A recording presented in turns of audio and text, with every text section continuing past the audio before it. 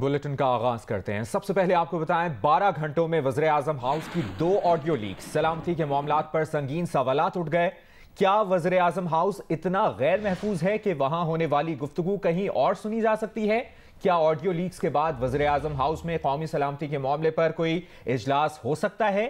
क्या वज़ीर आज़म हाउस में ऐसे खुफिया रिकॉर्डिंग सिस्टम हैं जिन्हें हुकूमती अरकान भी नहीं जानते? और ये सवाल भी कि कौन है जो वज़ीर आज़म हाउस में होने वाली मुलाकातों की ऑडियो रिकॉर्ड करके लीक कर रहा है। मंजर आम पर आने वाली दूसरी ऑडियो में वज़ीर आज़म और वफाकी वज़रा इजलास में PTI के इस्तीफ़ों की मंजूरी पर मुशावरत कर रहे हैं। शहबाज शरीफ, राना सनाउल्लाह, ख्वाजा आसिफ अयाज सादिक और आज़म नज़ीर तारिक की गुफ्तगू में इस्तीफ़ों पर मुख्तलिफ आरा सामने आईं। इस्तीफ़ों की मंजूरी के लिए लंदन से इजाज़त लेने का भी जिक्र हुआ। मौलाना फजलुर रहमान मुल्तान में मीडिया से गुफ्तगू करें, आपको बराह रास्त लिए चलते हैं। तो डॉक्टर्स ही कोई राय दे सकते हैं कि उसमें उसको हेल्प करना चाहिए या नहीं करना चाहिए, ये हमारा मौजू नहीं है। लेकिन मैं एक कुरान और सुन्नत के तालिब इल्म की हैसियत से बात कहना चाहता हूँ कि मर्द पैदा करना या किसी को औरत पैदा करना ये तकवीनी अमर है, और अल्लाह के तकवीनी उमूर पर सवाल नहीं उठाया जा सकता। किसी बंदे को, किसी इंसान को इसका हक हासिल नहीं है कि मुझे क्यों मर्द पैदा किया या मुझे क्यों औरत पैदा किया। तुम होते कौन हो? ये अल्लाह की मर्जी है। ये दुनिया सारी कायनात उससे पैदा की है। कल आप कहेंगे आसमान क्यों पैदा किया, सितारे क्यों पैदा किए। कल आप कहेंगे इस घर में मेरे जो गधा खड़ा है इसको गधा क्यों पैदा किया, यहाँ ऊँट होना चाहिए या इसको ऊँट कहना चाहिए। तो इस किस्म की चीज़ें जिसका ताल्लुक़ तकवीन से है और अल्लाह की उमूर तकवीनियत से उसका ताल्लुक़ है, उस पर किसी किस्म का सवाल उठाना ये अल्लाह के साथ एक जंग करने और उसके बगावत करने के मुतरादिफ है।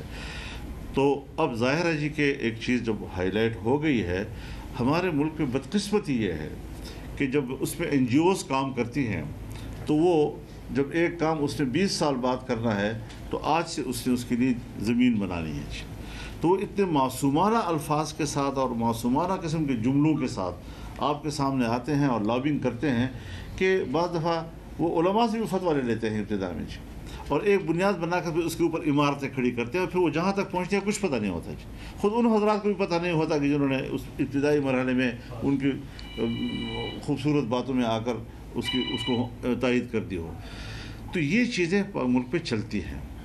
और पार्लियामेंट में भी जो कुछ ख़वातीन होती हैं जो एक नज़रिए की होती हैं और उसका ताल्लुक़ पीछे से किसी एक NGO के साथ होता है, और वो हर पार्टी में उसकी रुकनीत होती है, लेकिन उसका मिशन सबका एक होता है। वो अपनी पार्टी में लॉबिंग करती है और फिर उसके लिए भी हिकमत अमली बनाती है कि जिस दिन कोरम पूरा ना हो, छुट्टी का दिन आने वाला हो, अक्सर मेंबरान जा चुके हों, मजहबी लोग वहाँ मौजूद ना हों, तो कोशिश ये होती है कि उस माहौल में उसको निकाल लें और चुपके से खामोशी के साथ इस किस्म की चीज़ें आ जाएं।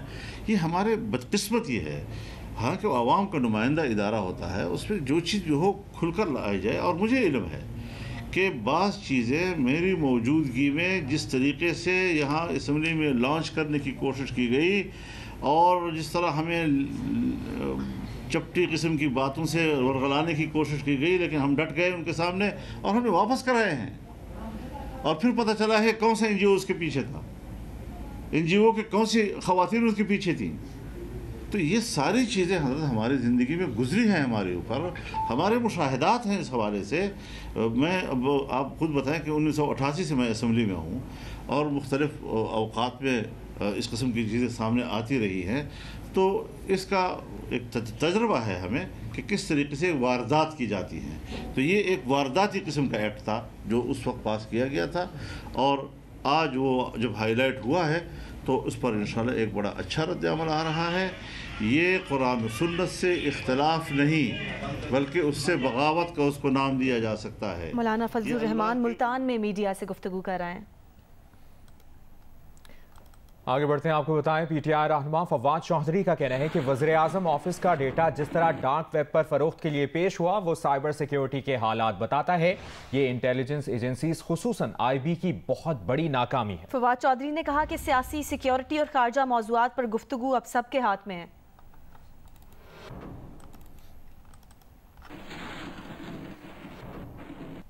बुलेटिन में अब बात करेंगे अयाज अमीर के बेटे पर बीवी के कत्ल का केस है। अदालत ने मरकजी मुलजिम शाहनवाज के वालिद और सहाफ़ी अयाज अमीर को 1 रोज़ के जिस्मानी रिमांड पर पुलिस की तहवील में दे दिया है। पुलिस ने अयाज अमीर के 5 रोज़ के जिस्मानी रिमांड की इस्तदा की थी। ज़राए का कहना है कि मुलजिम शाहनवाज और मकतूला सारा का निकाह 18 जुलाई को चकवाल में हुआ था। और ये भी बात सामने आई है कि बाज़ाब्ता शादी और रुखसती की बात दोनों ख़ानदानों में चल रही थी। मुलजिम शाहनवाज की पहली बीवी ने शादी के चंद रोज़ बाद और दूसरी बीवी शादी के 6 माह बाद छोड़ गई थी।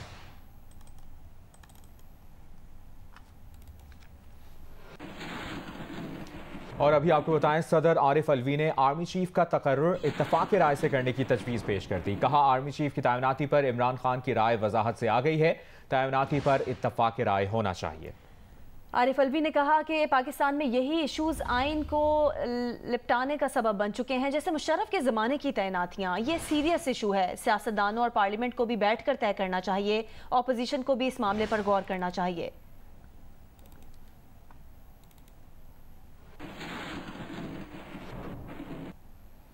साबिक चेयरमैन सेनेट मियां रजा रब्बानी कहते हैं कि सदर पाकिस्तान अपने लिए सियासी गुंजाइश पैदा करने की कोशिश बंद करें, ऐसा करना 1973 के आइन के मुनाफी है। साबिक चेयरमैन सेनेट मियां रजा रब्बानी ने मजीद कहा कि आला अदलिया और जजेस के खिलाफ बदनीयती पर मबनी रेफरेंस की वजह से सदर पाकिस्तान इदारों के दरमियान मुकालमे का हिस्सा नहीं बन सकते। आइनी फ्रेमवर्क के तहत सदर का ऐसा कोई किरदार नहीं है और ना ही पार्लियामेंट उन्हें 1973 के आइन के साथ खेलने की इजाज़त देगी। मजीद कहा, ऑर्डिनेंस के नफाज के जरिए पार्लियामेंट का घेराव करना, आला अदलिया के जजेस के खिलाफ बदनीयती पर मबनी रेफरेंस भेजना, खुद मुख्तार और नीम खुद मुख्तार इदारों में वज़ीर आज़म के मशवरे पर कानूनी तौर पर ऐसी तकर्रुरियाँ की गईं जिन्हें अदालतों ने मुस्तरद कर दिया था। 1973 के आइन के आर्टिकल 6 के तहत नाअहल वज़ीर आज़म के मशवरे पर अमल करते हुए कौमी असम्बली को तहलील किया गया और एक झूठे बहाने के तहत नए वज़ीर आज़म का हलफ लेने और अपनी आइनी जिम्मेदारी अदा करने में नाकाम रहने जैसे मामलात पर PDM को सदर पाकिस्तान का मुआवजा करना चाहिए।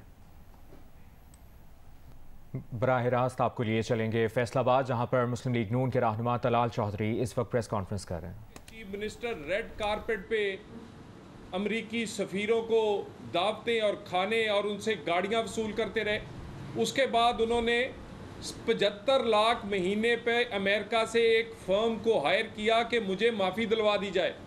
मैं अमेरिका के अब पाँव पड़ना चाहता हूँ। उसके जब अमरीकी साजिश का बयानिया पिट गया तो फिर उसके बाद उन्होंने हमारे शहीदों पे हमला किया। हेलीकॉप्टर शहीदों पर PTI के अकाउंट से हमला किया गया और पाकिस्तान की सलामती के साथ खेला गया। जब उन्हें पता चला कि वो भी काम नहीं आया, उस पर माफ़ियाँ मांगी और कहा कि मेरा इससे कोई तल्लक नहीं है। फिर उसके बाद उनके chief of staff Shahbaz Gill ने बगावत का ऐलान कर दिया। वो बगावत के ऐलान को पहले लातल्की का इजहार किया, फिर जब पता चला कि तहकीकात में मेरे तक बात पहुंच जाएगी, क्योंकि सारी की सारी बगावत का ऐलान बनी गाला की लैंडलाइन से किया गया था। उसके बाद जब वो बयानिया भी पिट गया तो फिर उसके बाद IMF की डील, उस पर हमला किया गया, क्योंकि ये जानते हैं कि किसी भी मुल्क की सालमियत उसकी मईशत से जुड़ी हुई है। और पाकिस्तान तो जब इमरान खान छोड़ के गया तभी श्रीलंका की बातें हो रही थी। IMF की डील को सबोताश करने के लिए अपने वज़ीर ख़जाना तरीन की ड्यूटी लगाई कि इस पर हमला करो ताकि पाकिस्तान उठ ना सके। वो हुकूमत अगर नहीं जाती, हुकूमत को मैं नहीं घर भेज सकता, तो पाकिस्तान पर ऐसी चोट लगाओ कि पाकिस्तान ना उठ सके।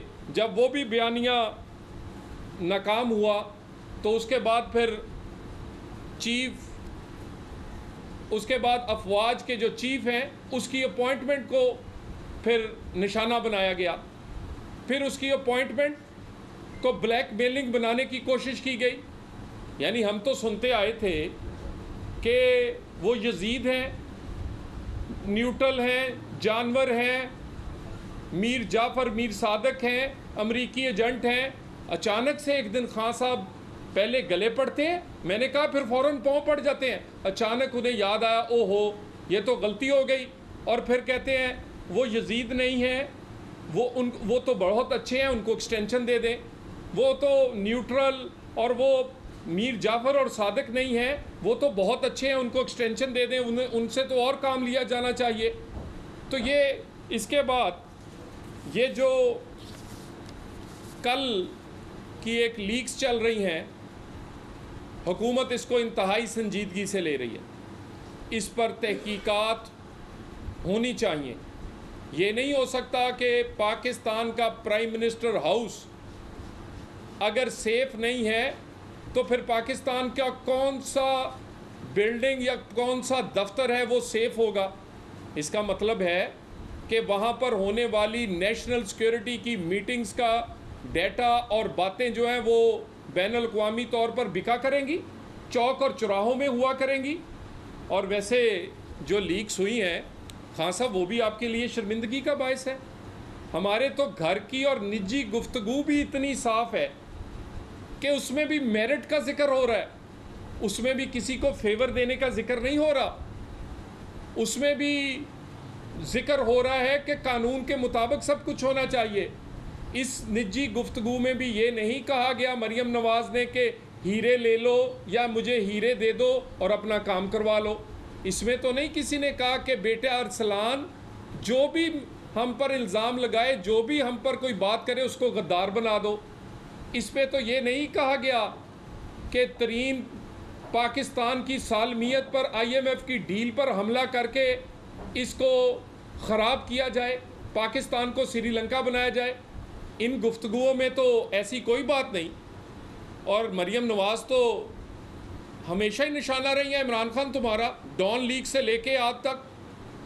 यानी आज तुमने सिर्फ मरियम नवाज़ को निशाना नहीं बनाया, बल्कि तुम तो उसके बच्चों को, उनके बेटे की शादी हो या उनकी बेटी का कोई मामला, यानी तुम इस कदर कम ज़रफ़ हो कि दामाद जो कि पाकिस्तान और हमारे मुआशरे में इज़्ज़त की जगह होते हैं, तुम उन पर भी बात करने से बाज नहीं आते।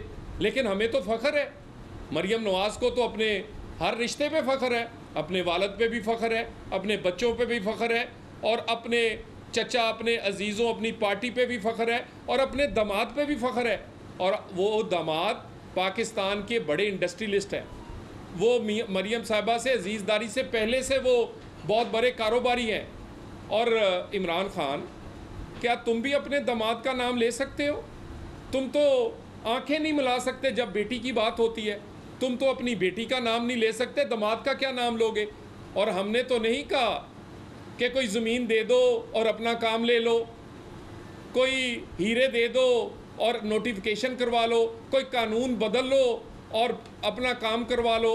और यहाँ पर तो मरियम साहिबा ने किसी मुसलमान मेयर को छोड़कर किसी यहूदी साले को कैंपेन करने का फ़ैसला तो नहीं किया।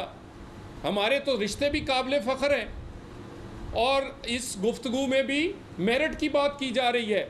मगर बात यह है कि ये कौन कर रहा है, ये सवाल है। वज़ीर आज़म हाउस को निशाना कौन बना रहा है? क्या ये इमरान खान की वही खलाई बाकियात हैं जो इमरान खान को इक़्तिदार में लाई, जो इमरान खान को हुकूमत करवाती रही, जो इमरान खान के घर जाने से अब परेशान हैं? ये बाकियात जो हैं, क्या ये खेल खेल रही हैं? क्योंकि इमरान खान आपको तो शहबाज शरीफ या पाकिस्तान की कामयाबी हज़म ही नहीं होती। UNGA हो या SCO हो, SCO की कॉन्फ्रेंस भी आपके दिल पे लगी थी, जिस तरह शहबाज शरीफ वहाँ मरकज़े निगाह थे, और UN कॉन्फ्रेंस की भी आप पे दिल पे लगी है। ये दौरा भी कामयाब हुआ है। तो शहबाज शरीफ के UN के दौरे की कामयाबी के बाद आपको दौरे पड़ने लगे, और आपने अब एक और साइबर और लीक्स का हमला जो है वो किया है। लेकिन इसमें हमला करते हुए भी क्या कर सकते थे? बात तो वो है, ये तो जब तहकीकात होंगी तो पता चलेगा कि कितनी बात सच्ची है और कितनी तोड़ी मरोड़ी गई है। और तहकीकात तो होनी चाहिए। ये पाकिस्तान की सालमियत का मामला है, ये वज़ीर आज़म हाउस की सेंटिटी का मामला है, और ये वहाँ पर तो बहुत अहम बातें पाकिस्तान के मुफाद में होती हैं, और तुम बार बार निशाना बनाते हो मरियम नवाज़ को, और उसके बाद कहते हैं उसको पहले दिन से आपने डॉन लीग से निशाना बनाना शुरू किया, और आज तक वो आपका निशाना है, और अल्हम्दुलिल्लाह हर गुज़रते दिन के साथ वो सुरखरू हो रही हैं। मरियम नवाज़ पाकिस्तान की वाहिद लीडर है जो अभी तक मेंबर नहीं बनी, मगर उन्होंने सज़ा साबिक वज़ीर आज़मों वाली काटी। उन पर कानून वो लगाया गया है जो कि मुंतखब नुमाइंदों पर और हुकूमती एहलकारों पे लगाया जाता है, पब्लिक रिप्रेजेंटेटिव पे लगाया जाता है। यानी मरियम नवाज़ को जेल भेज दिया किस बात पर? एक कागज़ कहा ये जी डीड है। डीड क्या है जी? बहन और भाइयों ने घर बैठ के कोई आपस में बात की है, यानी बहन भाइयों की उस बात पे वो प्राइवेट एक गुफ्तगू पे किसी कोई 1 रुपया हुकूमत का तो उसमें नहीं था, उसमें तो कोई कौमी मुफाद नहीं था, वो तो घर की बात थी। उस पर आपने उनको अंदर कर दिया, वो अंदर से हो आई। अब नैब मुंह उठा रहा है, अब उसको समझ नहीं आ रही, उसके पास जवाब देने को नहीं है, हर तारीख पर उससे जवाब मांगते हैं। और प्रोसिक्यूटर्स इमरान खान तुम्हारे लगाए गए हैं, ये वो नैब के प्रोसिक्यूटर्स हैं जो तुम्हारे लगाए गए हैं, तुमने चुन चुन के लगाए थे। और उनका बुग़्ज़ नून लीग और नवाज शरीफ के बारे में सारे लोग जानते हैं, उसके बावजूद इस हुकूमत ने हटाए नहीं। ये वो प्रोसिक्यूटर्स हैं जो तुम्हारे ज़ाती वकील रहे हैं और अभी भी तुम्हारे ज़ाती वकील हैं, जो फरा गोगी के केस नैब में लड़ते रहे हैं। उन प्रोसिक्यूटरों को भी जवाब नहीं आ रहा, उनसे सवाल पूछते हैं, कभी कहते हैं कोरोना है, कभी कहते हैं समझ नहीं आ रही, कभी कहते हैं हमें मौका दे दें, कभी कहते हैं हम बीमार हैं। और आप रोज़ सवाल, 4 साल हो गए हैं, 4.5 साल। कौन से हम फेवर नहीं मांग रहे, हम तो इंसाफ मांग रहे हैं, और वो भी इंसाफ जो 4 साल हो गए। कौन सी ऐसा पाकिस्तान। तलाल चौधरी फैसलाबाद में प्रेस कॉन्फ्रेंस कर रहे थे, उन्होंने कहा कि